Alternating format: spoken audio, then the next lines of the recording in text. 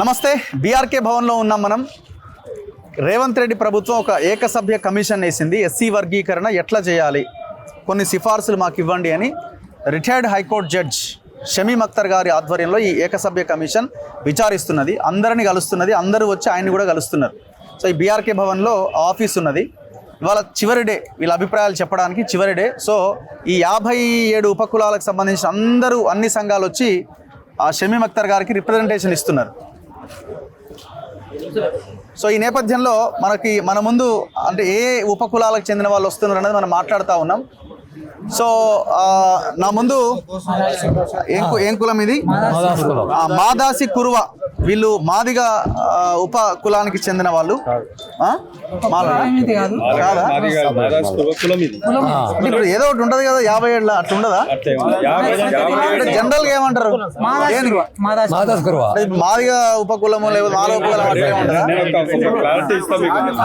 అంటే మీరు ఒప్పుకుంటలేరు మా ఉపకులం అని అంటే మీరు మీడియా వాళ్ళు నిజంగా చెప్తున్నా, దీనికోసం కష్టపడుతున్న వాళ్ళను మీరు వాళ్ళ నుంచి వివరణ తీసుకుంటలేరు. ఎవరో వచ్చిన వాళ్ళని తీసుకుంటున్నారు. అసలు విషయం బయటకు వస్తుంది. ఆయనే కదా, ఈయనగా ఇప్పుడు మా ఆర్గనైజేషన్ లో పనిచేసే వాళ్ళు అయితే వాళ్ళకంటే వాళ్ళ కులాల మీద 15 ఏళ్ల నుంచి నేను చరిత్ర మీద నేను రీసెర్చ్ చేస్తున్న వ్యక్తిని. ఓకే, ఇప్పుడు ఇక్కడ ఉన్నాయి 59 కులాలు ఉన్నాయి. ఏవి ఉపకులాలు కాదు, మాదిగా ఉపకులాలు, మాల ఉపకులాలు అసలే కాదు. అంతేనా? ఉపకులం అనొద్దు, ఉపకులం అనొద్దు. ఇవన్నీ కూడా ఇండివిజువల్ గా కులాలు. కాకపోతే కొన్ని ఎక్కువ జనాభా ఉన్న కులాలు, కొన్ని తక్కువ జనాభా ఉన్న కులాలు. ఈ మాదిగా ఉపకులాలు, మాల ఉపకులాలు పేరు ఎట్లా వచ్చిందంటే, ఏదైతే 2000 నుంచి 2004 మధ్యలో ఇంప్లిమెంటేషన్ అయిందో వర్గీకరణ, అప్పుడు ABCD గ్రూపులు చేసారు. అప్పుడు B గ్రూప్ లో ఉన్నటువంటి మాదిగా గ్రూప్ లో ఉన్నటువంటి 18 కులాలను మాదిగా ఉపకులాలను పేరు పెట్టారు వీళ్ళు. మాలలో అంటే చంద్రబాబు నాయుడు 2004 వరకు ఇంప్లిమెంటేషన్ అయిన దాంట్లో ఈ C కేటగిరీలో ఉన్నటువంటి 24 కులాలలో మాల కులంతో పాటు ఉన్నటువంటి మిగతా 23 కులాలను అన్ని కలిపి మాల ఉప కులాలు అని చెప్పి ప్రచారం చేశారు. అంటే మాదిగా మాల వీళ్ళు రెండు కూడా పాపులేషన్ ఎక్కువ ఉంటారు కాబట్టి వాళ్ళ దాంట్లో నాయకత్వం ఎక్కువ, ఎడ్యుకేషన్, ఎకనామికల్ గా అన్నిట డెవలప్మెంట్ ఉన్నారు కాబట్టి వాళ్ళ కులాలను ఎక్కువ ఫోకస్ చేసుకోవాలి. మిగతా కులాలు కూడా కాలేదు. అయితే ఆ గతంలో జరిగిన వర్గీకరణలో ఏదైతే ఈ గ్రూప్ లో ఉన్నారో ఈ 2 కులాలే డెవలప్ అయ్యి మిగిలిన కులాలు ఆ ఫలాలను పొందలేకపోయారు. ఇప్పుడు ఒక ఇది మాదిగకు 7% వచ్చింది బీలో. ఆ 7% ఏది అందులో ఉన్న 18 కులాలు పంచుకోవాలి. కానీ అందులో ఈ కులమే పంచుకోవాలని ఏమి ఉండదు కాబట్టి అందులో బలమైన కులం మాదిగ కాబట్టి మొత్తం మాదిగలకి వెళ్ళిపోయింది. మిగతా 17 కులాలు ఉట్టిదే. ఈ సీలో ఉన్నటువంటి మాల తప్పితే మిగతా కులాలన్నీ ఉట్టి అయిపోయినాయి. ఇలా మాల ఉప కులాలు నెంబర్ లేదు, వాళ్ళకి నెంబర్ ప్రతి ఒక్క ఇన్ఫ్లుయెన్స్ లేదు. నంబర్ ప్రతి ఒక్క కులానికి ఒక నంబర్ ఉంటుంది ఇందులో. అంటే సంఖ్య తక్కువ ఉంది కాబట్టి, సంఖ్య తక్కువ ఉన్నది కాబట్టి రెండో దీనిలో ఎడ్యుకేషన్ పరంగా చాలా వీక్ ఉన్నారు కాబట్టి ఎక్కువ సంచార జాతులు ఇట్లాంటి కళాకారులు ఉంటారు మా దాంట్లో.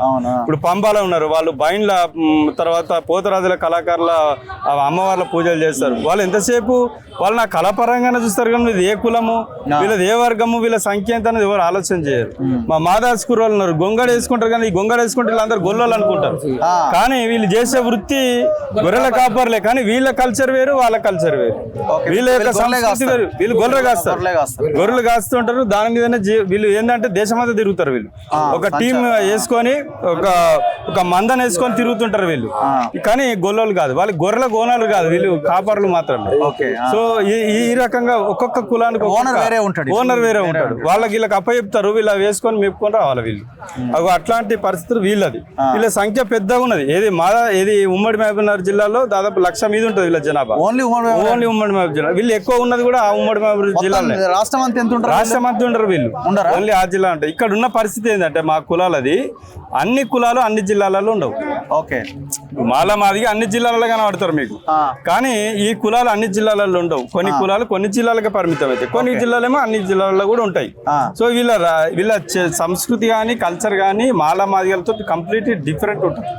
కొన్ని కులాలకైతే సపరేట్ భాష కూడా ఉంటుంది. సో కాబట్టి ఈ కులాలను కులాలుగా గుర్తించాలి. వీళ్ళందరూ కూడా వెనుకబడ్డ కులాలు మాల మాదిగలతోని ఈ వర్గీకరణ కలపద్దు అనేది మా డిమాండ్. ఓకే, మంచి పాయింట్ చెప్పారు మీరు. సో ఇంకొకటి ఏంటంటే ఇంటర్వ్యూలో మనం ఖచ్చితంగా మాట్లాడదాం. ఇప్పుడు మేము మేజర్ గా చేస్తున్న డిమాండ్ ఏంటంటే కొత్త పాపులేషన్ తీసుకోవాలి మనకు. ఇప్పుడు పాత 2011 కాకుండా అప్పటికి మా వాళ్ళు రికార్డుకి ఎక్కలే.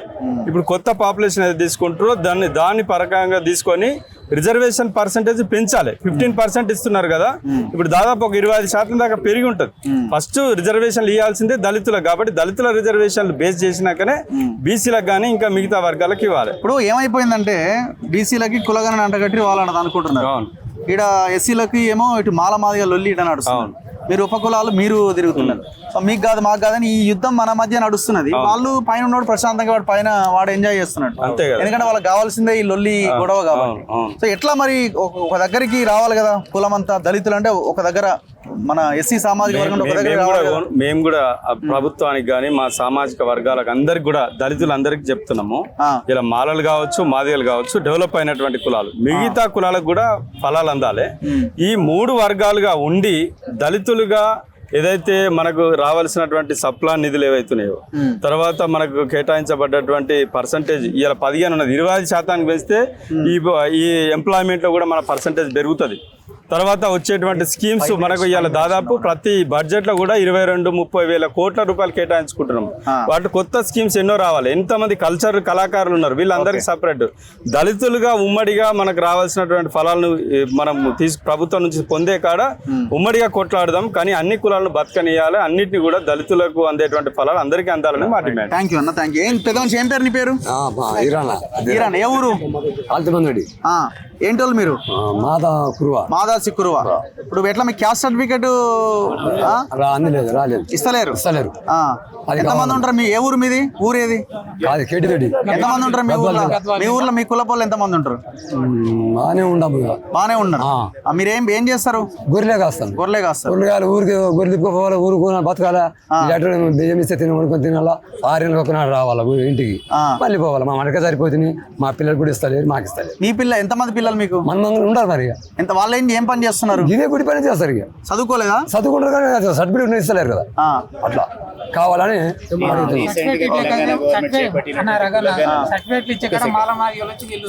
ఎస్సీలు కాదు అనేటువంటి కంప్లైంట్ చేసి రెవెన్యూ వాళ్ళని తప్పుదో పట్టిస్తున్నారు. కాదని కూడా చెప్తున్నారు. మాకు రెవెన్యూ వాళ్ళు గతంలో కురువా అని తప్పుడు సర్టిఫికేట్ ఇచ్చి మమ్మల్ని మోసం చేసినారు. కురువా ఇప్పుడు కురువా ఇవ్వకుండా కుర్మా ఇస్తున్నారు. అది ఏమైనా మేము ఎస్సీ కమిషన్ ఢిల్లీ నుంచి కూడా 1268 నెంబర్ మెమో నెంబర్ కూడా తెస్తే కూడా దాన్ని కూడా ఇంప్లిమెంట్ చేయకుండా మాలలో హైకోర్టులో కేసు చేసినారు. దాని విషయం ఎంత పోరాటం చేస్తున్నా మన కులగణన కూడా అడ్డుకుంటున్నారు వాళ్ళు వచ్చి, ఆ మలమాదిగలు వచ్చి వీళ్ళు మదాస్కరువులు కాదు అని.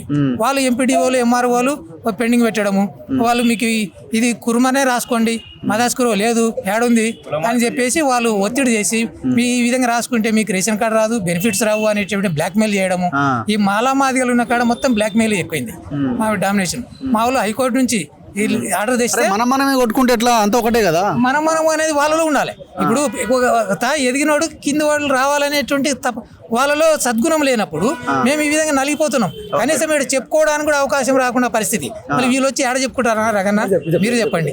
మా పరిస్థితి ఇది. మేము మాలాటోళ్ళు ఏడో ఒకడు నూటికొకడు ఉంటే కూడా అది ఆ పరిస్థితి. మా వర్గీకరణ జరగాలనుకుంటున్నారా? ఖచ్చితంగా జరగాలి కానీ వర్గీకరణలో మాల మాదిగలు ఉన్న గ్రూప్ లో మాది ఉండొద్దు. ఎందుకంటే వాళ్ళు మమ్మల్ని కాల్పెట్టి గుంజేస్తారు. అది మా పరిస్థితి. కాబట్టి ఇది న్యాయమైన డిమాండ్ మాది. వాళ్ళలో లేకుండా మమ్మల్ని సపరేట్ గ్రూప్ లో పెట్టి మా వాటా మాకు దక్కేటట్లు, మా జనాభా ప్రాతిపదికన మాకు జరిగేటట్లు, మా కులాలని సంచార జీవులు వాళ్ళకి ఎడ్యుకేషన్ లేదు. గతంలో కూడా తప్పుడు సర్టిఫికేట్లు ఇచ్చి మమ్మల్ని మోసం చేసినారు. ఇప్పుడు మేము మా యొక్క ఆవేదన కూడా ఈయనకుండా చేస్తున్నారు వాళ్ళు. ఇప్పుడు ఈ ఉమ్మడి మహబూబ్ నగర్ జిల్లాలో ఈ మాదాసి కురువల సర్పంచులు ఎంతమంది ఉన్నారు, ఎంపీటీసీలు ఎంతమంది? రగన్న అప్పుడు అంతా తప్పుడు సర్టిఫికేట్లతోన వాళ్ళు కులము ఎక్కువ ఉన్న కాడ ఎమ్మెల్యే పదవులు అనిపించే వాళ్ళు కులం ఎక్కువ ఉంది కాబట్టి వాళ్ళకి ఏదో చిన్న పదవులు ఇచ్చి ఆడికి చూసినారు. పై పదవులకు రాణించలేరు. అక్కడంతా అగ్రవర్గాలే పరిపాలన చేస్తారు మన మామనార్ జిల్లాలో. ఇప్పుడు కూడా అన్ని అగ్రవర్గాల ఎమ్మెల్యేలే ఉన్నారు, ఒక అల్లంపూర్ తప్ప. అల్లంపూర్లో ఎస్సీ రిజర్వేషన్ కాబట్టి మిగతా అంతా అగ్రవర్గాలు ఉన్నారు. మీరు కూడా మీకు అన్ని తెలుసా. కాబట్టి మా యొక్క డిమాండ్, మా యొక్క ఆవేదన అర్థం చేసుకుని మీ దృష్టిలో అన్న మీకు మంచి పేరుంది, మీకు మంచి పేరుంది. సర్టిఫికేట్ కూడా ఇస్తలేరా? సర్టిఫికేట్ ఇస్తలేరు. మాకు కుల మార్పిడి జరుగుతుంది సార్. మాకు మదాసి కుర సర్టిఫికేట్ అడిగితే సర్టిఫికేట్ ఇస్తలేరు, కుర్మా ఇస్తున్నారు ఆన్లైన్ లో. ఓకే, వీళ్ళంతా పాపం సార్ ఒక్క 2 నిమిషాలు. సో ఇది మాట్లాడుకుంటూ వెళ్తే ఒడవని ముచ్చట ఒక రకంగా, వీళ్ళ బాధలు గ్రౌండ్ లో క్షేత్రస్థాయిలో ఎంత దారుణంగా ఉన్నాయో మనకు అర్థమవుతున్నది. చెప్పండి అన్న. మదాసి కురువకు ఇప్పుడు తెలంగాణ గవర్నమెంట్ వచ్చేసి సమగ్ర కులకరణ చేస్తుంది. తెలంగాణలో 33 జిల్లాలు ఉన్నాయి. ఏ జిల్లాలో ఎలాంటి ఆబ్జెక్షన్ లేకుండా ఎవరు కుటుంబ సభ్యులు ఏది చెప్తే అది రికార్డ్ చేసుకున్నటువంటి పరిస్థితి నుంచి గద్వాల్ కలెక్టర్ వచ్చేసి మదాసి కురువ రాయకండి, ప్రత్యేక సర్క్యులర్ మేము రాయించుకోవడానికి, అంటే మదాసి కురువ అని చెప్పి రికార్డ్ చేయించుకోవడానికి మేము హైకోర్టును ఆశ్రయించేసి ఎవరికి లేని ఆబ్జెక్షన్స్ మాకెందుకు పెట్టిండ్రు అని చెప్పేసి హైకోర్టును ఆశ్రయిస్తే హైకోర్టు ఆర్డర్ ఇస్తే హైకోర్టుకు ఆర్డర్ తీసుకొని పోతే గానీ మా కులం రికార్డులలో నమోదు చేసుకోలేని పరిస్థితి. అంటే ఒక దశలో రికార్డ్ చేసుకోవడానికి ఇట్లాంటి పరిస్థితి ఉంది. ఇప్పుడు మేము ఉపకులాల కోసం కొట్లాడుతున్న మందకృష్ణ గాని వివేక్ గాని వీళ్ళంతా ఎందుకు మాట్లాడతలేరా? వాళ్ళకి అక్కడికి వరకే ఉపకులాల కోసం కొట్లాడుతున్నాడు బైరి వెంకటేశం గారు ఉన్నారు. 57 ఎస్సీ ఉపకులాలను ఎంబడేసేసుకొని కొట్లాడుతున్నటువంటి వ్యక్తి బైరి వెంకటేశం గారు ఉన్నారు. కానీ వాళ్ళెవరు లేరు, వాళ్ళకు మాత్రమే ఉన్నారు. ఎవరున్నారు? మదాసి కురువ మీద కేసు వేసిన వాళ్ళు ఉన్నారు, మాదిగలు. లేకపోతే మదాసి కురువ మీద కేసు సర్టిఫికెట్లు ఇవ్వద్దని చెప్పిన వాళ్ళు మాలలు ఉన్నారు. వాళ్ళు మా కోసం ఎట్లా కొట్లాడుతున్నారు? ఎలక్షన్ వచ్చిన ప్రతిసారి మీరు అందరూ మాకు సహకరిస్తారు, మీకు అన్యాయం జరిగింది, 1956 నుంచి మీకు రావాల్సినటువంటి లబ్ధి చేకూరలేదు, ఈ ఎలక్షన్ అయిపోయిన వెంటనే మేము చేస్తామని టీఆర్ఎస్ చెప్తుంది, కాంగ్రెస్ చెప్తుంది, అందరూ చెప్తారు. ప్రభుత్వంలో ఉన్నారు. కేటీఆర్ గారు చెప్పిన విషయాలు ఉన్నాయి, రేవంత్ రెడ్డి గారు చెప్పిన విషయాలు ఉన్నాయి. ఎలక్షన్ అయిపోయిన వెంటనే మళ్ళీ పక్కకు పెట్టేసేయడం. అంటే సర్టిఫికెట్ ఇచ్చేది పక్కకు పెట్టేసేస్తే నమోదు చేసుకునే ఎలాంటి నిబంధనలు లేకుండా నమోదు చేసుకునేటువంటి పరిస్థితుల్లోనే ఒక ప్రత్యేకంగా ఒక నిబంధనలు సృష్టించేసి ఇబ్బందులు క్రియేట్ చేస్తున్నటువంటి పరిస్థితిలో నుంచి సర్టిఫికేట్ రావాలనేది ఎంత దౌర్భాగ్యమైన పరిస్థితి. ఇప్పుడు ఇలాంటి వాళ్ళే చేసేసి సర్టిఫికేట్ ఆర్డీఓ గా సర్టిఫికేట్ ఇవ్వాలి. ఆర్డీఓ ఆఫీస్ ఎక్కడ ఉంటుందో తెలియదు. వాళ్ళది కూడా ఆర్డీఓ ఇవ్వాలంటే కదా, మీది కూడా ఆర్డీఓ ఇవ్వాలి. 42 కులాలకు ఆర్డీఓ గారు ఇవ్వాలి. ఆర్డీఓ గారు ఆఫీస్ ఏడు ఉంటుందో మాకు తెలియదు. పొద్దున అడవిలో ఉంటాడు, గొర్రెల మేపుకుంటా, నైట్ అడవిలో ఉంటాడు.